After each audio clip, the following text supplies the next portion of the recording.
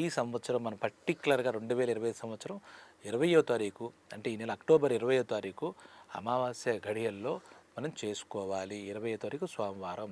అదే రోజు రాత్రి లక్ష్మీ పూజ చేసుకోవాలి. అంతకు ముందు రోజు 19వ తారీఖు నరక చతుర్దశి అది కాబట్టి నరక చతుర్దశి సంబంధించినట్టు ఇప్పటిదాకా చెప్పాను కదా, ఆ ప్రకారంగా పండుగ చేసుకోవాలి. ఏదేమైనా మన జీవితంలో చీకట్లు ఇంకోటి చెప్పడం మర్చిపోయాను. ధనత్రయోదశి నాడు మనం ధన్వంతరి అనే పేరు విని ఉంటాం. ఆయన విష్ణుమూర్తి యొక్క అవతారం. ఎందుకంటే ఆయుర్వేదం అనే వైద్యానికి సృష్టికర్త ఆయనే. దాంట్లోంచి ఈ మన కడలను చిలికినప్పుడు ఒక కలసంతో అంటే ఒక ఆయుర్వేదంతో సంబంధించినటువంటి ఒక మూలికా దాంతో ఆయన బయటకు వచ్చిన ధన్వంతరి ఫోటో చూస్తే మనకు అర్థమవుతుంది.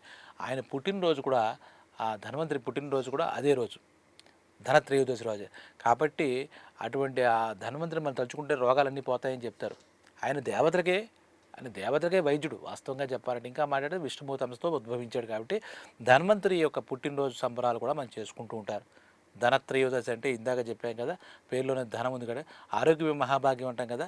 అందుకే ధన్వంతరి పుట్టింది ఆయన ఆరోగ్యాన్ని తీసుకొస్తాడు మన దగ్గరికి. ఇప్పుడు కూడా మనకి ఏదైనా అనారోగ్యాలు ఉంటే ఆ ధన్వంతరిని పూజించడం ఆనవాయితీగా వస్తుంది. ధన్వంతరి హోమాలు చేస్తూ ఉంటారు. కాబట్టి ఆ రోజు 18వ తారీఖు ధనత్రయోదశి నాడు ధన్వంతరిని తలుచుకుని ధన్వంతరికి కూడా పూజలు జరపడం ఎంతైనా విశేషం.